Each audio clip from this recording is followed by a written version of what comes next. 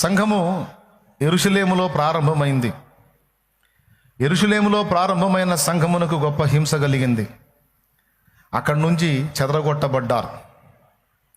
చెదరగొట్టబడి వాళ్ళు అనేక ప్రాంతాలకు పోయిన ప్రదేశాల్లో మరి యెరూషలేములో శిష్యులుగా ఉన్న వాళ్ళంతా కూడా ఆయా ప్రాంతాల్లో సేవకులుగా మారి సువార్త ప్రకటించి దేవుని పాత్రలై పరిచర్య చేస్తున్న రోజులవి. అలాంటి దినములలో ఫిలిప్పు కూడా సమరయ ప్రాంతానికి వెళ్ళి అక్కడ ప్రభువుని ప్రకటించాడు. ఫిలిప్ అంటే మీకు తెలుసు, సంఘములో భోజనపు బల దగ్గర పరిచర్య చేయడానికి ఏర్పరచబడిన 7గురిలో ఒకడు. ఆయన వాస్తవంగా భోజన పరిచర్యలో బాధ్యత వహించినవాడు. కానీ సంఘానికి హింస కలిగి అందరూ చెదరిపోయినప్పుడు ఆయన సమరయ ప్రాంతానికి వెళ్ళి అక్కడ క్రీస్తుని ప్రకటించటం మొదలుపెట్టాడు. అప్పటికే సమరయ ప్రాంతంలో గారడీవాడైన సీమోను దేవుని మహాశక్తి ఇతడే అని ప్రశంసించబడుతున్నట్టు లేఖనం చెప్తుంది మనకి. వాడు చేసే గారడీ విద్యలను చూసినటువంటి ఆ సమరయ ప్రాంత ప్రజలు అతడే దేవుని మహాశక్తి, కనబడుతున్న దృశ్య రూపంలో కనబడుతున్న దేవుడు ఇతడే అని అందరూ కూడా అతనికి మొక్కటం మొదలుపెట్టారు. అలాగా గారడీవాడైన సీమోను తన గారడీల చేత ప్రజల్ని మోసగించి ప్రజల చేత ప్రశంసలు అందుకుంటున్న దినం అది. అలాంటి సమయంలో ఫిలిప్ అక్కడికి వెళ్ళాడు. వెళ్ళి గారడీ సీమోన్ చేసే గారడీలు కాకుండా దైవశక్తి అంటే ఏంటో నిజంగా వారి మధ్య విశదపరిచాడు. అంతేకాదు, దేవుడు అనే వ్యక్తికి ఉండేటువంటి హై క్వాలిటీస్ అన్నీ కూడా క్రీస్తులో ఉన్నట్లుగా రుజువు చూపించి వాక్యం బోధించాడు, సువార్త ప్రకటించాడు. అలాగే దైవ శక్తిని కూడా వాళ్ళ ముందు విశదపరిచాడు. మూడవది, వారి ఎదుట సత్ప్రవర్తన కలిగి జీవించాడు. 3 చేశాడు. మొట్టమొదటిది క్రీస్తు సువార్తను వారికి ప్రకటించాడు. రెండవది, దేవుని శక్తి వారి ముందు రుజువు చేశాడు. ఆయన చేతులుంచినప్పుడు, ఆయన ప్రార్థించినప్పుడు ప్రజలకు అద్భుతాలు జరుగుతున్నాయి. దేవుని శక్తి వారి మీద దిగుతుంది. గారడీ సింహం చూపించే మ్యాజిక్లు, మాయలు కాదు. ఒరిజినల్గా రోగులు స్వస్థత పొందుతున్నారు, దయ్యాలు వెళ్ళిపోతున్నాయి, ప్రజలు బంధ విముక్తులు అవుతున్నారు, హృదయాలు మారిపోతున్నాయి, కఠినాత్మలు మారిపోయి మంచి వ్యక్తులుగా మారిపోతున్నారు. అలా దేవుని శక్తి నిరూపితం అవుతుంది. మూడవది, ప్రవర్తనలో కూడా ఆయన ప్రకటించే యేసు ప్రభు ఎలా ఉంటాడో వీరికి తెలియదు, కానీ ఆయన్ని ప్రకటిస్తున్న ఫిలిప్పు మాత్రం యేసు వలె ఉండుట వారు చూశారు. వారు అతన్ని నమ్మి బాప్తిస్మం పొందడం మొదలుపెట్టారు. ఈ మాట అక్షరాల అలా ఉంది, చూడండి. అపోస్తల కార్యము 8వ అధ్యాయము 12వ వచనం చదువునాను. అయితే ఫిలిప్పు దేవుని రాజ్యమును గూర్చియు యేసుక్రీస్తు నామమును గూర్చియు సువార్త ప్రకటించుచుండగా వారతని నమ్మి. ఎవరిని నమ్మి? తాను ప్రకటిస్తున్న యేసును నమ్మా, లేకపోతే ప్రకటించే ఫిలిప్పును నమ్మా? వారు అతని నమ్మి అన్న దగ్గర రౌండ్ కొట్టాలి, అది ఇంపార్టెంట్. వారు అతన్ని నమ్మి, పురుషులను స్త్రీలను అంటే యేసు ప్రభు భూమి మీద ఉండి చేసిన కార్యాలు, బ్రతికిన బ్రతుకు, ప్రకటించిన వార్త, చూపించిన శక్తి 3 కూడా ఫిలిప్పులో వ్యక్తమయ్యాయి. ఇక వాళ్ళకి ఏమనిపించిందంటే ఆయన ప్రకటించే క్రీస్తు ఆయన వేరుగా ఉన్నట్టు లేదు. అందుకే ఫిలిప్పును నమ్మినా ప్రభువును నమ్మినట్టే, ప్రభువును నమ్మినా ఫిలిప్పును నమ్మినట్టే అన్నంత డెప్త్లోకి వెళ్ళిపోయారు వాళ్ళు. ఫిలిప్పును నమ్మారు. అంతకుముందు గారడీ సీమోను నమ్మారు. తర్వాత అది ఫ్రాడ్ అని అర్థమైంది, అది మోసం అని తెలుసుకున్నారు. అతన్ని విసర్జించి ఫిలిప్పును నమ్మారు. ఫిలిప్పు ప్రకటిస్తున్న క్రీస్తును నమ్మారు. నమ్మి బాప్తిస్మం పొందడం మొదలుపెట్టారు. అంటే జీవితాలు మార్చుకోవటం మొదలుపెట్టారు. పాపాలు కడిగేసుకొని ప్రభువుని వెంబడించటం మొదలుపెట్టారు. మారిన వ్యక్తులుగా బ్రతుకుని మొదలుపెట్టారు. ఒక మాటలో చెప్పాలంటే ఫిలిప్పు ఒక్కడ ఆ ప్రాంతానికి వెళ్ళి చేస్తున్న పరిచర్య ఫలం సమరయలో గొప్ప ఉజ్జీవం, ఒక మంట మండుతుంది సమరయలో. అలాంటి దినముల్లో ఒకరోజు ప్రభువు దూత అనుంది అక్కడ. ప్రభువు దూత, నీవు లేచి యెరూషలేము నుండి గాజాకు వెళ్ళు మార్గమును, అరణ్య మార్గమును కలుసుకోయ్యా అని చెప్పి లేపాడు. మీరు గమనిస్తే ఆయన ఉన్న ప్రాంతం నుంచి ఆయన వెళ్ళమన్న ప్రాంతానికి నెట్లో పరిశీలిస్తే సుమారు 100 నుంచి 130 కిలోమీటర్ల దూరం ఉంది.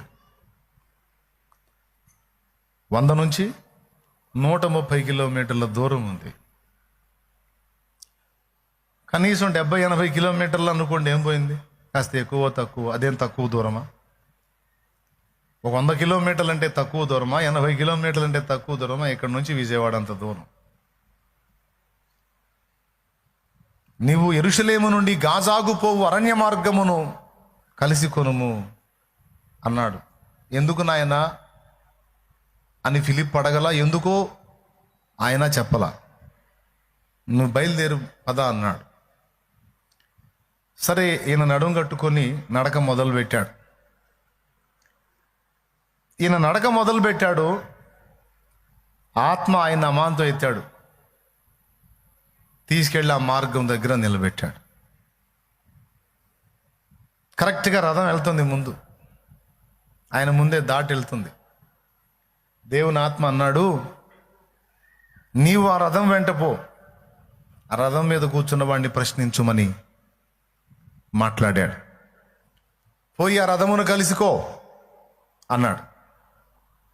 సరే, ఫిలిప్ వెళ్ళి ఆ రథాన్ని ఫాలో అవుతూ అతను రథం మీద కూర్చొని యెషయా గ్రంథం చదువుతున్నాడు. ఆయన ఎవరు? ఐథియోపియా రాణి క్రింద ధనాగారం అంతటి మీద పెత్తనం చేసేవాడు. రాణి తర్వాత మంచి హోదా కలిగిన వాడు. రాణి అంటే రాజ్యం మొత్తానికి రాణి, ఆమె తర్వాత వ్యక్తిన. అయితే మరి ఎలా కనుక్కున్నాడో, ఎలా తెలుసుకున్నాడో, యూదులు ఆరాధించుచున్న యెహోవాయే నిజమైన దేవుడని ఇతనికి అనిపించి ఐథియోపియా నుండి యెరూషలేముకు వచ్చి అక్కడ దేవుణ్ణి ఆరాధించి వెళ్తూ ఒట్టిగా వెళ్లకుండా గ్రంథాన్ని కొనుక్కొని వెళ్తున్నాడు. అలా కొన్న గ్రంథమే యెషయా గ్రంథం. రథం మీద కూర్చొని చదువుతున్నాడు. కరెక్ట్గా ఏ అధ్యాయం చదువుతున్నాడంటే 53వ అధ్యాయం చదువుతున్నాడు. అంటే 53వ అధ్యాయంగా ఇప్పుడు విడగొట్టారులే కానీ అప్పుడు మొత్తం ఒకటే మ్యాటర్ లాగా ఉంటుంది. యేసుక్రీస్తు సిలువను గూర్చి అభివర్ణించేటువంటి సన్నివేశం దగ్గరకు వచ్చాడు. మేము తెలియజేసిన సమాచారము ఎవడు నమ్మేను? యెహోవా బాహువు ఎవనికి బయలుపరచబడెను? ఎండిన భూమిలో లేచినటువంటి లేత మొక్కవలి అతడు ఆయన ఎదుట పెరిగెను. సురూపమైనను సొగసైనను ఆయనకు లేదు. మనం అతన్ని చూచి ఆసక్తి చూపటానికి సురూపమైనను సొగసైనను అతని ఎదుట లేదు. మన సమాధానార్థమైన శిక్ష అతని మీద పడెను. మన అతిక్రమముల చేత ఆయన గాయపరచబడ్డాడు. అతడు పొందిన దెబ్బల చేత మనకు స్వస్థత కలుగుచున్నది అని ఆ వర్ణనంతా ఉంటే అది చదువుతున్నాడు. ప్రవక్త ఏం మాట్లాడుతున్నాడు? తన గూర్చి మాట్లాడుతున్నాడా? వేరొక వ్యక్తిని గూర్చి మాట్లాడుతున్నాడా? ఎవరి వ్యక్తి? ఆయన దెబ్బలు తింటమేంది? ఆ దెబ్బలు ఆయన తింటే మనకు స్వస్థత రావటం ఏమిటి? అతడు పొందిన దెబ్బల చేత మనకు స్వస్థత కలుగుచున్నది అంటే ఆయన శిక్ష పొందటం ఏంది, మనకు రక్షణ కలగటం ఏంటి? భలే ప్రశ్న వచ్చింది ఆయనకి. తర్జన పడుతున్నాడు. కరెక్ట్గా సన్నివేశంలోకి ఫిలిప్ ఎంటర్ అయ్యాడు. నీవు చదువుచున్నది గ్రహించుచున్నావా అన్నాడు. అప్పుడు ఆయన అన్నాడు వెంటనే, ఎవడైనాను నాకు త్రోవ చూపకుండా నీడద నాకు ఎలాగో తెలియను. రావయ్యా, భలే సమయానికి వచ్చావు, నీకు తెలుసా ఈ సంగతి? రథం ఆపు బాబు. రథం ఆపించి రథం ఎక్కమని ఫిలిప్పును ఆహ్వానించి కూర్చోబెట్టుకొని, ప్రవక్త ఎవని గూర్చి చెప్పుచున్నాడు ఈ మాట అన్నాడు.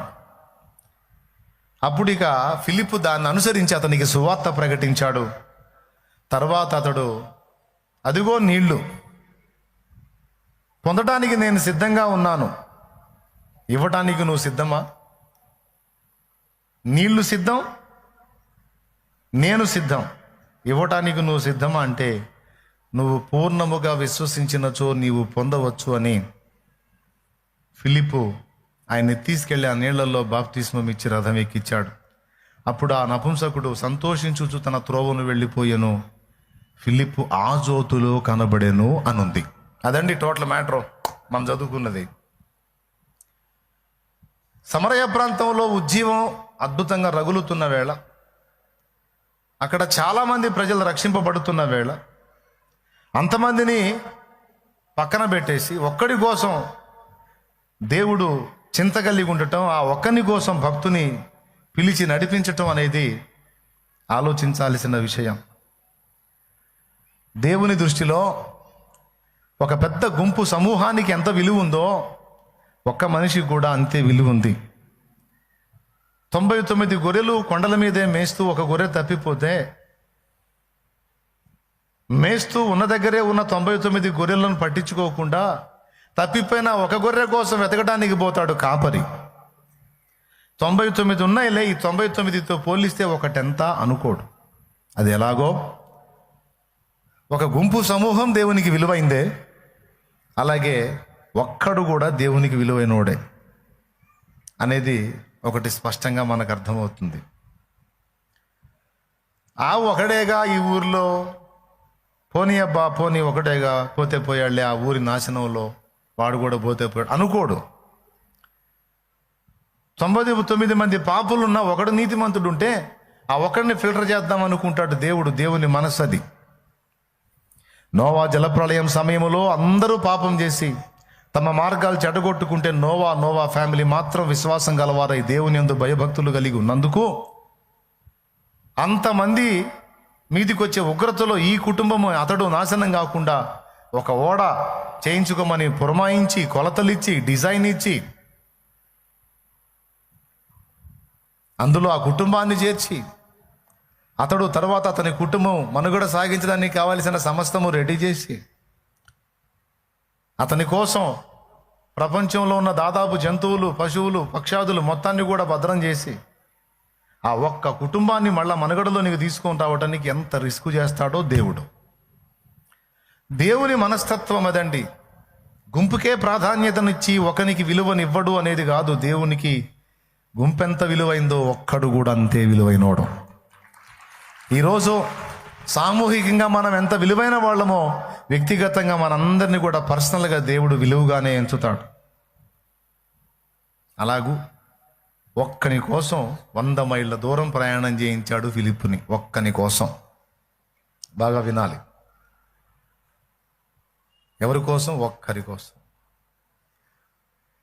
నేను ఈరోజు మీతో చెప్పకోరింది ఏంటంటే, దేవుణ్ణి వెతుకుతున్న ఒకడు, దేవుని కోసం నడవటానికి ఇష్టపడిన మరొకడు. ఇతడు ఒకడే, అతడు ఒకడే. దేవుని వెతుకుతున్న ఒకడు ఈ భూమి మీద ఎవరైనా ఉంటే వానిని దేవుడు దృష్టిస్తాడు.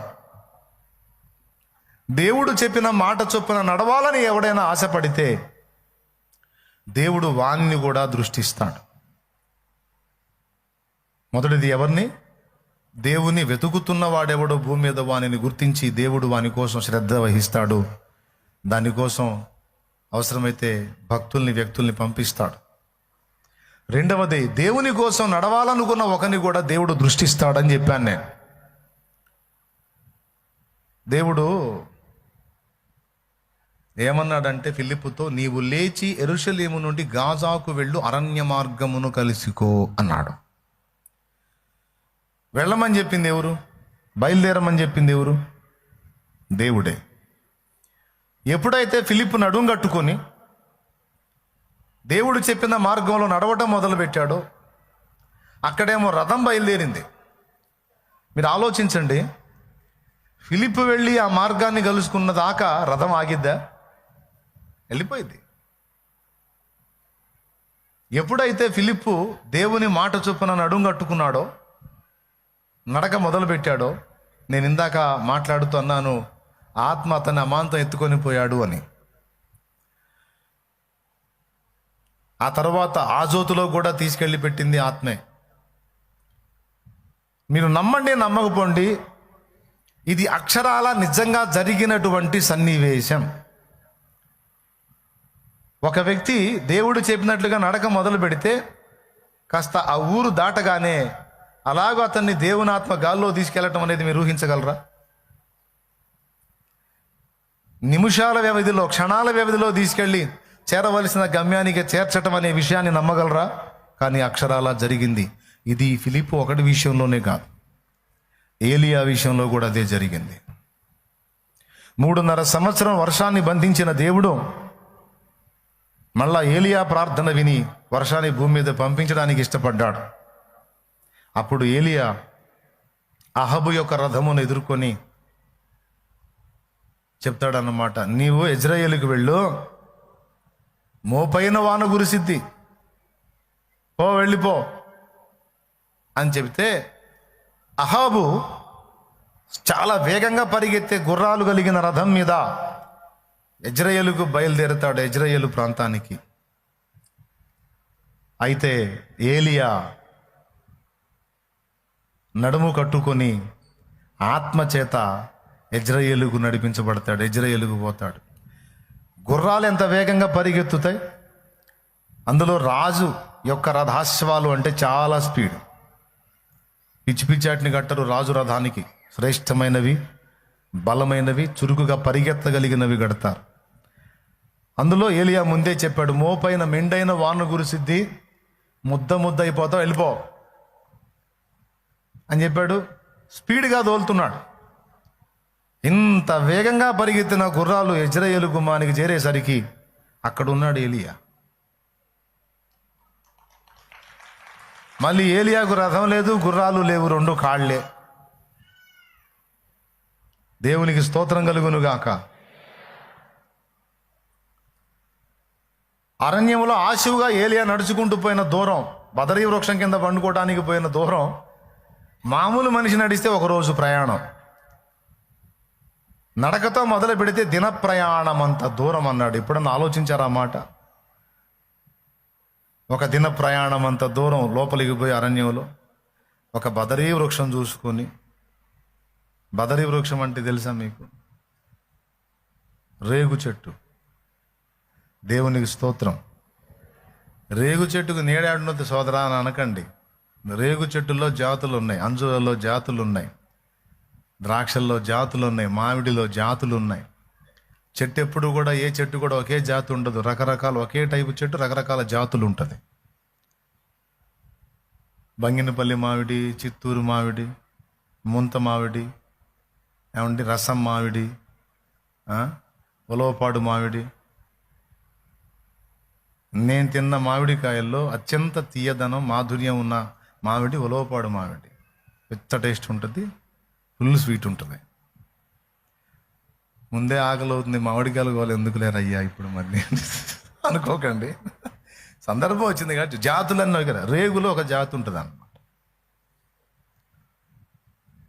ఆ జాతి చెట్టుకున్న లక్షణం ఏంటంటే పెద్ద పెద్ద ఆకులు ఉంటాయి, దాని కింద కూర్చుంటే బయటికి మనిషి కనపడ్డు, చల్లని నీడ. ఆ చెట్టు కిందకి పోయాడు అన్నమాట. ఆయన ఆశువుగా నడుచుకుంటూ వెళ్ళినటువంటి ఆ చెట్టు దగ్గరికి 1 దిన ప్రయాణం అంత దూరం అంట. సరే, ఇక్కడ నుంచి ఆయన ఉన్న ప్రాంతం నుంచి బయలుదేరి ఇజ్రాయేలు గుమ్మానికి ఎట్లా పోయాడంటే ఆత్మచేత కొనిపోబడ్డాడు. ఇక ఆయన ఆత్మచేత కొనిపోబడ్డాడంటే అహబు రథం, గుర్రాలు కూడా ఆ స్పీడు అందుకోలేవు, అలా గాల్లో వెళ్ళిపోతాడు. ఇది ఏలియా జీవితంలో జరిగింది. తరువాత క్రొత్త నిబంధనలో ఫిలిప్పు జీవితంలో జరిగింది. ఇప్పుడు ఆయన గాల్లో లేచిపోతే మనకెందుకు, గాల్లో లేచిపోకపోతే మనకెందుకు, ఇప్పుడు ఎవరు ఎట్టబోతే మనకెందుకు, ఇప్పుడు అది ఎందుకు ఎత్తావు అని అడగండి. అనవసరంగా ఎందుకు ఎత్తుతాను, ఏదో పాయింట్ ఉంటేనే ఎత్తేది. కాబట్టి మీరు ముందు స్తోత్రం చెప్పండి, చెబుతా. అందులో ఉన్న విషయం ఏమిటంటే, దేవుని నమ్మి, దేవుని వెతికి, దేవుని తెలుసుకొని, దేవుని నమ్మి, మళ్ళీ చెబుతున్నాను, దేవుణ్ణి వెతికి ఆ దేవుడు ప్రభువేనని తెలుసుకొని ఆయనను నమ్మి ఒకడు తన అడుగు మొదలు పెడితే ఆ వ్యక్తి జీవితంలో దేవుడు ఎలా జోక్యం చేసుకుంటాడు అనే పాఠం మనకు అర్థం కావడానికి ఈ ఫిలిప్పు యొక్క నడక మనకు మంచి సాదృశ్యం. నేను మళ్ళీ చెప్తున్నాను, దేవుణ్ణి వెతికే వాళ్ళను దేవుడు లక్ష్య పెడతాడు. అసలు ఆకాశం నుండి ఆయన వెతుకుతున్నదే అలాంటి వాళ్ళని. భూమి మీద మనుషులు రకరకాల వాటిని వెతుకుతారు, ఉదయం మొదలుకొని సాయంత్రం దాకా పని వెతుక్కుంటారు, సంపాదన వెతుక్కుంటారు, భోగాలు వెతుక్కుంటారు, పదవులు వెతుక్కుంటారు, అధికారాలు వెతుక్కుంటారు, మనుషుల దగ్గర నుంచి ప్రేమను వెతుకుతారు. వీళ్ళ దగ్గర ప్రేమ దొరికిద్దేమో, వాళ్ళ దగ్గర ప్రేమ దొరికిద్దేమో అని ఎదుటోళ్ళ దగ్గర ప్రేమ ముష్టి, ప్రేమను వెతుక్కుంటూ ఉంటారు. వాళ్ళ దగ్గర ముష్టి, వీళ్ళ దగ్గర ముష్టి, ఎవరి దగ్గర అంత ప్రేమ దొరికిద్దేమో అని డైలాగులు కూడా వేస్తుంటారు. నా జీవితంలో నేనేం ఆశించలేదు, నీ దగ్గర నుంచి ఇంత ప్రేమ నా. ఇట్లాంటివన్నీ వెతుకుతూ ఉంటారు. చెత్త సంగతులు కూడా కొంతమంది వెతుక్కుంటారు. ఎదుటోడు ఎప్పుడు నాశనం అవుతాడని ఒక్కొక్కడు వాడి నాశనాన్ని వెతుకుతుంటాడు, పక్కోడు నాశనాన్ని. ఇట్లా భూమి మీద మనుషులు రకరకాలు వెతుక్కుంటారు. కానీ దేవుడు తనను వెతుకువారు ఎవరన్నా ఉన్నారేమో అని ఆయన వెతుకుతున్నాడని 53వ కీర్తనలోను 14వ కీర్తనలోను ఆయన రాయించాడు 2 చోట్ల.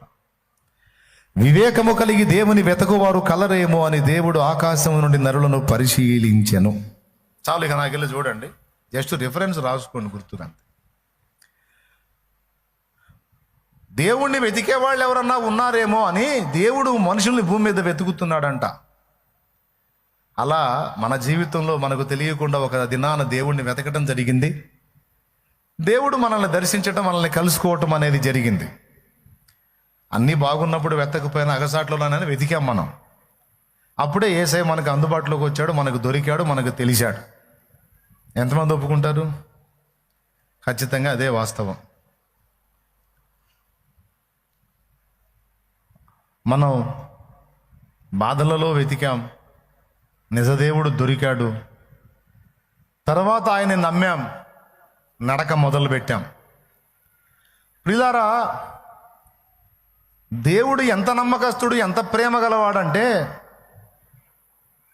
ఆయన సర్వజ్ఞుడండి. మనం ఆయన దగ్గరకు వచ్చి ఆయన తెలుసుకొని ఆయన నమ్ముకొని ఆయనతో నడక మొదలుపెట్టినప్పుడు మనం ఎలాంటి అనుభవాల్లో గుండా నడుస్తామో, ఎలాంటి శోధనలు ఎదుర్కొంటామో, ఎలాంటి దాడులు మన మీద జరుగుతాయో, శత్రువులు ఏ విధమైనటువంటి కుట్రలు మన మీద తలపెడతారో అన్నీ నా తండ్రికి తెలుసు.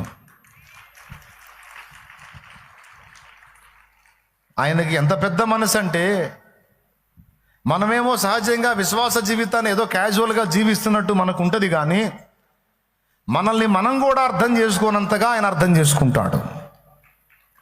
నాకైతే స్పష్టంగా అర్థమైన విషయం ఇది. మనల్ని మనం కూడా అర్థం చేసుకోనంతగా, మన మీద మనం కూడా జాలి పడనంతగా ఆయన మనల్ని అర్థం చేసుకుంటాడు, మన మీద జాలి పడతాడని నాకు అర్థమైంది. అది మీకు కూడా అర్థం కావాలని చెప్తున్నా. ఇది ఆయన మనల్ని అర్థం చేసుకోవటం ఏంది, మన మీద జాలి పడటం ఏంది, మనల్ని మనం కూడా అర్థం చేసుకోలేనంతగా ఆయన అర్థం చేసుకోవటం ఏంది, మన మీద మనం కూడా జాలి పడనంతగా ఆయన జాలి పడటం ఏంటంటే, మనం చుట్టూ ఉండి మన మీద జరుగుతున్నటువంటి ఈ శోధనల దాడి అంతా కూడా మనకెలా ఉంటుందంటే, దైనందిన జీవితంలో సహజంగా జరుగుతున్నవిలాగా మనకు అనిపిస్తాయి. మనం ఎదుర్కొంటున్న శోధనలు, మనం ఎదుర్కొంటున్నటువంటి బాధలు, ఇరుకులు, ఇబ్బందులు, కష్టాలు, కన్నీళ్లు, ఎదురు దెబ్బలు, గాయాలు, అవమానాలు, క్షోభలు అన్నీ కూడా మనకి క్యాజువల్గా సహజంగా జరుగుతున్నట్టు అనిపిస్తుంది. కానీ పరోక్షంగా అది మన మీద జరుగుతున్న దాడి, కుట్ర, ఆ విధంగా శత్రువులు మనల్ని ముట్టడి వేసి మనల్ని క్షోభకు గురి చేస్తున్నారన్న సంగతి మనకు తెలియదు, కానీ దేవునికి తెలుసు. అందుకే మనకు క్యాజువల్గా జరుగుతున్నట్టు ఉంటుంది కనుక మనం అర్థం కాం. ఏంది మన పెద్ద ఏం పడుతున్నాను, ఏంది నేను నా బంధ ఏముంది, మావులేగా అనిపిస్తుంది. నేను ఇప్పుడు అందరు పడుతుంది, నేను పడుతున్నాను, ఇంక నేను ఎక్కువ ఫీల్ అయ్యేది ఏముంది, నా మీద నేను అతిగా జాలి పడేది ఏముంది, ఏం లేదు, నడుస్తుంది అట్లా జీవితం. అని మనం ఫీల్ అవుతున్నాం మామూలుగానే, క్యాజువల్గా. కానీ దేవుడు అలా కాదు. దేవుడు అలా కాదు. ఒక ప్రేమ గల తండ్రిగా ఆయన హృదయం మన ఎడల స్పందిస్తుంది. ఒక ప్రేమ గల, జాలి గల, కనికరం కలిగిన, అర్థం చేసుకునే మనసున్న తండ్రిగా దేవుడు మన విషయంలో స్పందిస్తున్నాడు. అంతేకాదు బాధ్యతలు నెరవేరుస్తున్నాడు, మనకు తోడుగా ఉన్నాడు. చాలాసార్లు ఈ మాట మనం విని విని విని విని రొటీన్ అయిపోయింది. దేవుడు నీకు తోడుగా ఉన్నాడు, దేవుడు నాకు తోడుగా ఉన్నాడు, దేవుడు మనకు తోడుగా ఉన్నాడని. నీకు రొటీన్ అనిపించినా అది అక్షరాల సత్యం. ఎందుకు తోడుగా ఉన్నాడంటే నీకు తెలియకుండా నీ మీద జరుగుతున్న అటాక్స్ అన్నీ కూడా దేవునికి తెలుసు.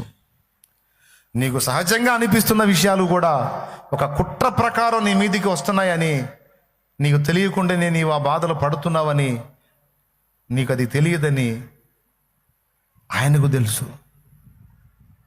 అందుకే ఆయన నీ వెంటుండి నడుస్తున్నాడు. ఆయన ఎందుకంటే నడవమంది ఆయనేగా.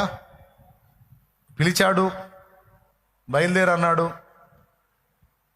ఇక ఏం చేద్దాం, ఇక విశ్వాసాన్ని ఆధారం చేసుకొని ఇక ఓడ బయలుదేరింది. బయలుదేరింది, నడుస్తుంది. నడవమన్నవాడు దేవుడు, నడిపిస్తున్నాడు దేవుడే. నడుస్తున్నది మానవుడు, అంటే నువ్వు నేను. ఇదిగో నడు, పద, వెళ్ళు, కదులు అని చెప్పిన దేవుడు ఇంకొకటి కూడా ఎరుగును. ఆయన సపోర్ట్ చేయకపోతే మన నడక సాగదని దేవుడు ఎరుగును. అందుకే ఒక భక్తుడు ఇలా పాడాడు, మీరు మస్తు సార్లు విన్నారు. నా విశ్వాసవోడ యాత్ర కొనసాగుతున్నది, నా విశ్వాసవోడ యాత్ర కొనసాగుతున్నది, కొనసాగిల్చే యేసు నాకు తోడుండగా, కొనసాగిల్చే యేసు నాకు తోడుండగా, తుఫానులైనా పెనుగాలులైనా, తుఫానులైనా పెనుగాలులైనా ఆపలేవు నా యాత్రను, నా విశ్వాసవోడ యాత్ర కొనసాగుచున్నది, నా విశ్వాసవోడ యాత్ర కొనసాగుచున్నది. దేవునికి మహిమ. ఏమిటి భరోసా? కొనసాగించే యేసు నాకు తోడుండగా, తుఫానులైన పెనుగాలైన ఆపలేవు నా యాత్ర అన్నాడు. చరణాలు కూడా దానికి రిలేటెడ్గానే ఉంటాయి. సియోనుకే నా ఓడ పయనం ఆగదు ఏ తోట, సియోనుకే నా ఓడ పయనం ఆగదు ఏ చోట, విశ్వాసముతోనే ఆరంభించితిని ఈ యాత్రను, విశ్వాసముతోనే ఆరంభించితిని ఈ యాత్రను, నే కోరిన ఆ దేవుకే నడిపించును నా యేసయ్యా, నే కోరిన ఆ దేవుకే నడిపించును నా యేసయ్యా, నా విశ్వాసవోడ యాత్ర కొనసాగుచున్నది, నా విశ్వాసవోడ యాత్ర కొనసాగుచున్నది. ప్రైజ్ ది లార్డ్, హల్లెలూయా. ఎంత ఆశ్చర్యమైన విషయం అంటే, నడుం కట్టుకో అన్నాడు, లే అన్నాడు, బయలుదేరన్నాడు. లేచాడు, నడుం కట్టుకున్నాడు, బయలుదేరాడు. ఈ మూడు చేసింది ఫిలిప్పే. అలా ఎప్పుడైతే నడక మొదలు పెట్టాడో తనకు తెలియకుండానే ఒక ఆశ్చర్యకరమైన విధంగా అతను కొనిపోబడుతున్నాడు. ఇక దైవశక్తి అతను ఆవరించింది, అమాంతం గాల్లో లేపింది, అలాగ రయ్యమని తీసుకెళ్తున్నాడు. అంటే ఆయనకు తెలుసు, బిడ్డని బయలుదేరమన్నాను కానీ బిడ్డ తనంతట తాను చేరలేడు అక్కడికి. వానిని నేనే ఎత్తుకెళ్ళాలి అక్కడికి. ఎందుకు ఈ బిడ్డను అక్కడికి ఎత్తుకెళ్ళాలంటే ఆడు ఇంకొక బిడ్డ ఉన్నాడు, వాడు రక్షింపబడాలంటే ఈ బిడ్డని నేను అక్కడికి ఎత్తుకొని పోవాలని. నువ్వు లేనాయనా లేచి కదులు అని అన్నాడా? అలా ఎప్పుడైతే లేచి కదిలాడో ఈయన కూడా అడ్డ ప్రశ్నలు వేయలే. ఎక్కడికి వెళ్ళాలి అని అడగల, ఎందుకు వెళ్ళాలి అని అడగల, ఇక్కడ బాగా ఉద్యోగం వస్తుంది కానీ అది కూడా అడగల. చల్ నడు అంటే అలాగ బయలుదేరాడు. ఎత్తుకొని తీసుకెళ్ళి అక్కడ పెట్టేశాడు రోడ్డు దగ్గర. ఫిలిప్పుని ఎలాగైతే ఎత్తుకొని తీసుకెళ్ళి పెట్టేశాడో, ఏలియాని ఎలాగైతే ఇజ్రాయేలు గుమ్మం దగ్గర తీసుకెళ్ళి పెట్టేశాడో, ఈరోజు నిన్ను నన్ను కూడా విశ్వాసంతో నడవమని మాట్లాడిన వాడే ఆయన భుజాల మీద మోసుకెళ్తున్నాడు. ఇది చాలామంది విశ్వాసులు గుర్తించని సంగతి, దేవుడు బయలుపరుస్తున్న సంగతి. ఎందుకు అలా దేవుడు జోక్యం చేసుకుంటున్నాడు? ఎందుకంటే ఆయన కూడా ఈ భూమి మీదకి వచ్చి ఒక మనిషిగా జీవిస్తే, ఒక మనిషిగా బ్రతికితే, ఈ మనిషిగా ఉన్నవాడిని శత్రువు ఎన్ని రకాలుగా దాడులు చేస్తాడో, ఎన్ని రకాలుగా దెబ్బ కొడతాడో, ఎన్ని రకాలుగా కృంగతీస్తాడో, ఎంత ఆయాసపరుస్తాడో మన దేవుడు అనుభవించి ఉన్నాడు. హెబ్రీ పత్రిక ఒకసారి బైబిల్ ఉన్నోళ్ళకి దయచేసి బైబిల్ ఒకసారి తీయండి బిడ్డలారా. 2వ అధ్యాయము 18వ వచనం చదువు నాయనా. తాను శోధింపబడి శ్రమ పొందిన గనుక శోధింపబడు వారికి సహాయము చేయగలవాడై. తాను శోధింపబడి శ్రమ పొందెను గనుక శోధింపబడు వారికి సహాయము చేయగలవాడై ఉన్నాడు. అర్థమైంది. ఒక మానవ శరీరంతో భూమి మీద జీవించటం ఎంత దుర్లభమో, ఎంత ఇబ్బందికరమో. ఈ శరీరంలో నివసిస్తున్న మానవుని ఆత్మకు జరిగే దాడులెన్నో, శత్రువు చేసే కుట్రలెన్నో, వాడు పెట్టే క్షోభలెన్నో, వాడు చేసే గాయములెన్నో నా తండ్రికి తెలుసు. ఆయన కూడా శోధింపబడి శ్రమ పొందెను గనుక శోధింపబడు వారికి అందరికీ నీ సహాయము చేయగలవాడై ఉన్నాడన్నాడు. ఎందుకంటే అనుభవం ఉంది ఆయనకి. హెబ్రీ పత్రిక 4వ అధ్యాయం 15వ వచనం కూడా చదువు. మన ప్రధాన యాజకుడు మన బలహీనతల యందు మనతో సహానుభవము లేనివాడు కాడు గాని సమస్త విషయములోనూ మన వలనే శోధింపబడినను ఆయన పాపము లేనివాడుగా ఉండెను. అది మనం కలిగి ఉన్న బలహీనతలు, మనం ఎదుర్కొంటున్న శోధనలు రెండూ తెలుసంట యేసయ్యకి. అందుకే ఆయన పాపరహితుడుగా ఉన్నాడు. ఎందుకంటే పాపులమైన మనల్ని విమోచించడానికి.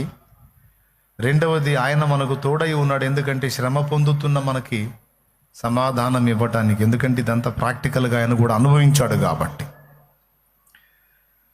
దేవుడు ఒక్కటే చూస్తాడు, తమ్ముడా ఆ ఒక్క ముక్క అర్థమయ్యేటట్టు చెప్పడానికి నేను ఇదంతా ఎత్తుకున్నాను, ఇది అర్థమైతే చాలు, ఇక సంతోషంగా ఇంటికి వెళ్ళిపోవచ్చును ఈ పూటకి. వాక్యం వినేటప్పుడు మళ్ళీ మళ్ళీ చెప్తున్నాను, గుర్తుపెట్టుకో. నువ్వు దేవుని వాక్యాన్ని వింటున్న ప్రతిసారి కూడా నువ్వు నీ జీవితానికి సంబంధించి కొన్ని నేర్చుకుంటున్నావు, అలాగే ఇతరులకు నేర్పడానికి కూడా కొన్ని నేర్చుకుంటున్నావు. నీవు తర్బీదు చేయబడుతున్నావని మర్చిపోవద్దు. దేనికోసం నువ్వు ట్రైనింగ్ పొందుతున్నావు ఇక్కడ వచ్చి కూర్చొని అంటే, తర్వాత దేవుని పనిలో నీవు కూడా వాడబడటానికి, దేవుని చిత్త ప్రకారం నడవడానికి, దైవ సేవను చేయటానికి. పరిశుద్ధాత్మ సంబంధులారా, పరిశుద్ధాత్మను మీ యందు కలిగి ఉన్న వారలారా, దేవుని ఆత్మ అభిషేకం పొందిన వారలారా, మీరు గ్రంథం తీసుకొని ధ్యానించే ప్రతిసారి కూడా దేవుడు మీకు నేర్పుకుంటున్నాడు. గుర్తుపెట్టుకోండి. ఇలా నేర్చుకున్నవి ఆకలింపు చేసుకొని తెలియని బిడ్డలకి నేర్పాలి. ఇది మీ బాధ్యత. సేవ చేయాలి నాయనా, ఇది కర్తవ్యం. నీకు చేతనైనంత మట్టుకు ప్రకటించాలి, ఇతరులకు దేవుని గూర్చి మాట్లాడాలి, బోధించాలి, సువార్త చెప్పాలి, నీకు అర్థమైన వాక్యాంశాలు కూడా కొన్ని పంచుకోవాలి. ఇది డైలీ మన బాధ్యత, గుర్తుపెట్టుకోండి.